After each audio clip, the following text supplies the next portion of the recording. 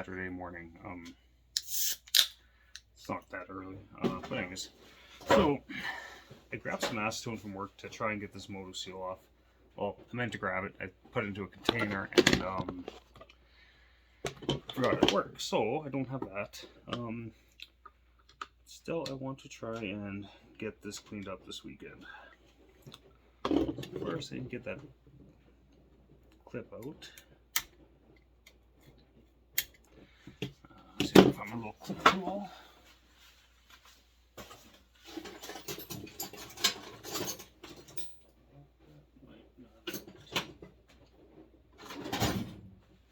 Where did that guy go?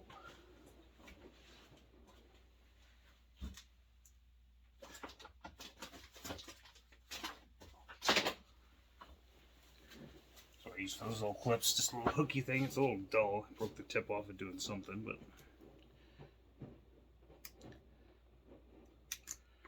hopefully I can take this pin out still.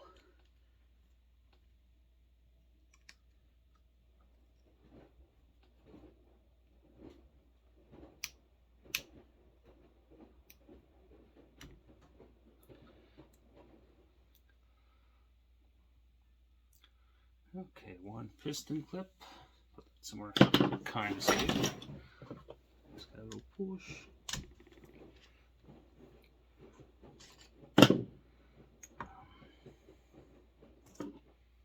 Yeah, remember.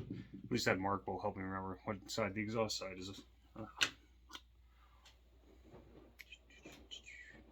The little piston, doing piston things. Anyways, so here's the dealio. Base gasket and motor seal equals a really fucking bad time. Like really bad time. This is fucking horrible. So I have the acetone here. I'm gonna try a little bit of nitro solvent. Maybe that'll loosen it up a bit. I don't know. If not, I might have to wait till or go buy some. I really don't use acetone at home ever. More of a work thing.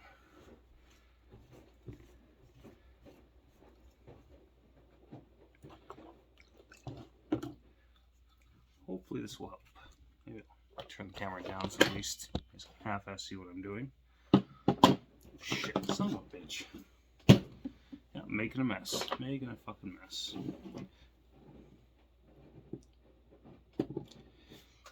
Always put the lid back on this shit apparently. Anyways, let's see if that softened it up at all.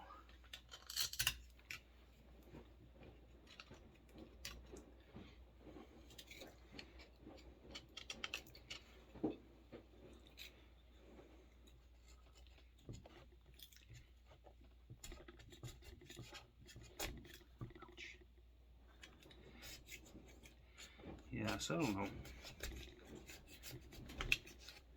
Too much aluminum's coming off for my liking here.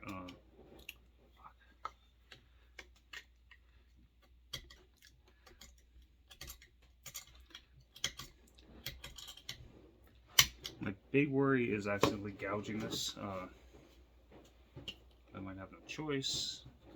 It's gonna happen. Hopefully the motor seal will fill all that crap in after. Oh, a goddamn mess. What a goddamn mess. I'm gonna work at this for a bit. If it doesn't go any better, I'm just gonna wait till the weekend and get some, or till one day and grab that acetone from work. But anyways, take her easy. So after about half an hour of scraping and using a little bit of sandpaper, I actually got this guy pretty clean. Every time I did something, I'd take the shop vac and vacuum it out a bit. But I'm still gonna go outside and rinse the crankcase out with 2-stroke oil to try and get more crap out of there, because I know there's some shit down there. I don't want that. But anyways, I'm gonna go do that. See you in a bit. So as you can see, I got the piston back in. Flushed this out with gas 3 times. Should be all right now. So now we're gonna get some motor seal on here. This guy's nice and clean. Motor seal and no gasket. So if you ever think about putting on a base gasket and using motor seal with the base gasket, just don't. It's not. That was not a good time.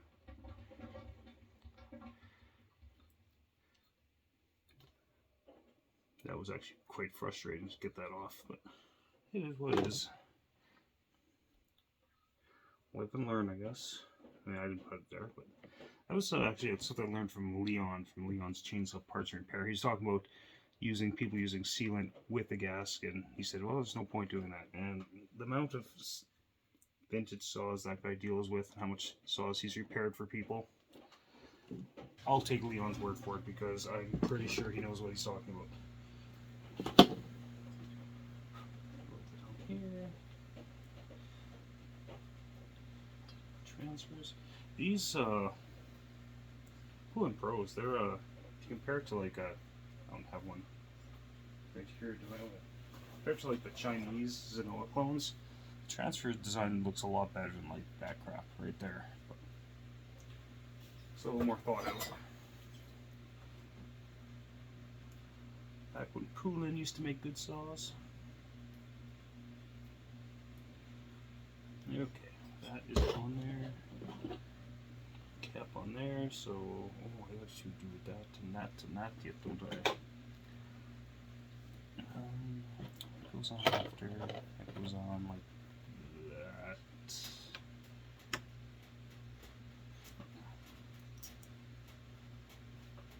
Oh, they go like that. Okay. This little thing has to go on first. So later we got to go to the racetrack with the brother-in-law. Try and get this done so tomorrow I can play with it and put the motor seal set up and run it along in the backyard with the smoker. Okay. That is as it should be.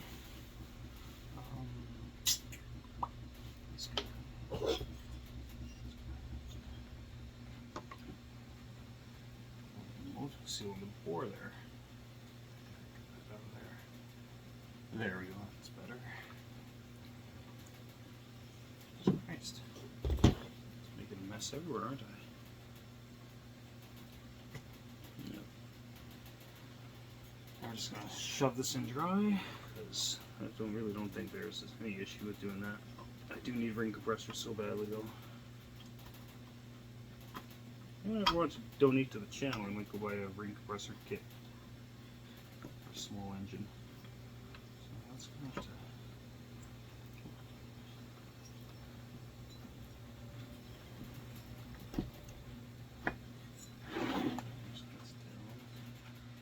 It's got to get in there. Probably is an easier way to do this, but you know what? I don't know it, so I'm trying to shove that boot in there if I won't puncture it in any way. Because I don't know where to get another boot, although I'm sure I could make one from something else if I had to.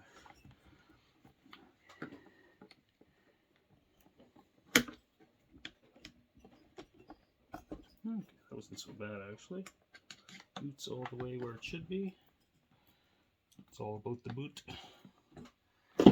Okay, let's get some bolts in here. Or cylinder bolts, or whatever you want to call them. Let's run the size. There we go. These do not appear to be metric. All those have to actually go there. Okay.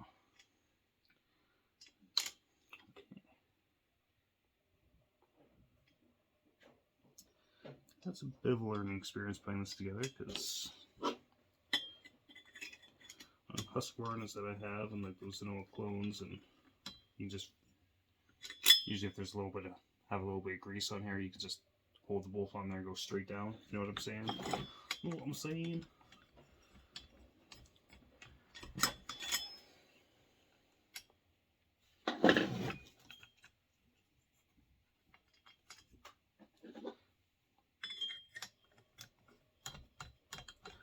Hopefully when this goes back together, there'll be 0 air leaks. That would be awesome. That would be totally awesome.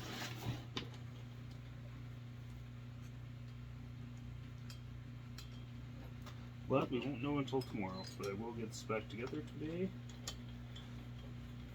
I'm not going to bother with the compression. I mean, this thing's not too bad. I mean, down the road I might, I know I can get a new piston for these, like off Amazon I can get a new piston.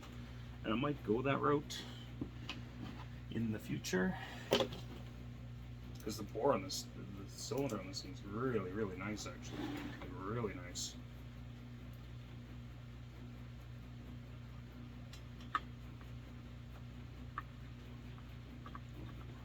hole. There you go. I probably will keep going, putting this back together too, because I'm going to pause you guys for now and then bring you guys back when more of this is assembled. Okay, see you in a bit. So just a little note I noticed on the design of these. Now, when Bodie was playing with this saw, like playing back together, there was an air leak, or when he was doing the Super 380 project, there was a tear in the boot. Now, when I was putting the carburetor back on, I don't know if you can see this, but one of these bolts that slide through and just sit against the flat pushed out and went over top of this ridge on the intake boot. So if I hadn't been paying attention and didn't know what I was doing at all, I could have pinched that when I tightened up the carburetor, and that could have potentially put a hole in the boot. And then big air leak. Just a little note on this design. Probably common knowledge, but just something I noted. But so I'm in the last bit of assembling this.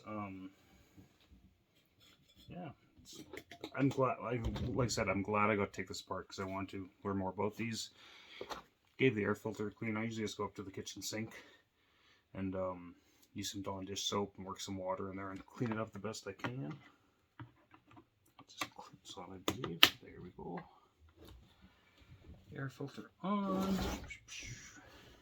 No extra parts laying around. What the hell is that from? Hopefully that's not from the sub. But anyways. And it's got a little bit of cooking on the top cover. That's from, you watch in one of Bodie's videos, he's talked about that, how if these aren't put together right, it'll just spew crap out of there. I believe it, because there we go. I think he showed a cover from like his Binford, one of those purple ones from Binford. One.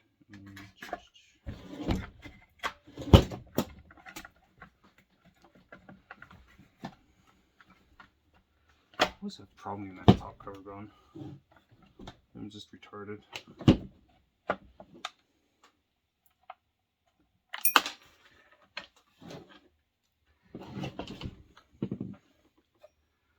But yeah, I can't wait. The motor seal can set till tomorrow.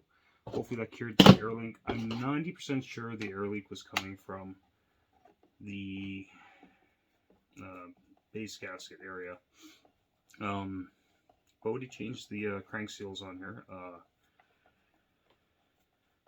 So it was kind of the base gaskets. One or two reasons why: either maybe something's warped and not completely flat, or just the combination of using moto seal and a gasket caused a problem, which I'm thinking that's the case, because that's just my personal opinion. I'm no professional.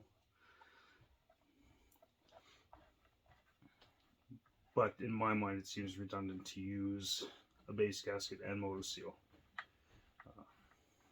But who knows? I could be wrong. I'm not, like I said, I am not a professional. I just fuck around with chainsaws in my spare time. Like to cut with them, like to play with them. I should change that starter rope one day too. Not today. But yeah, let that motor seal set up, and this thing should be good to go. Bar her up and do some cuts, piss off the neighbors. Well, it's starting to get to more like fall weather here in Edmonton, so probably less people outside, hopefully. And it's not like when I use the saws, I'm using them for like an hour straight. I'll run them for 5 minutes and wait a couple hours, do it again. According to city bylaws, you can run something that loud continuously for 15 minutes. But sometimes you should play nice with your neighbors. Once we get an acreage, though, well, once we get to an acreage, that will be glorious.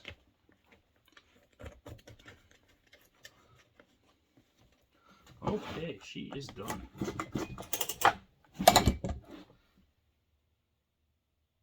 Pretty sure I tightened that right up. Okay, well, anyways, YouTubers, that's it for today. Tomorrow, there'll be another video of me outside running this guy, because I'm going to give it 24 hours for the moto seal to do moto seal things, and that's it. Take her easy. I'll see you tomorrow.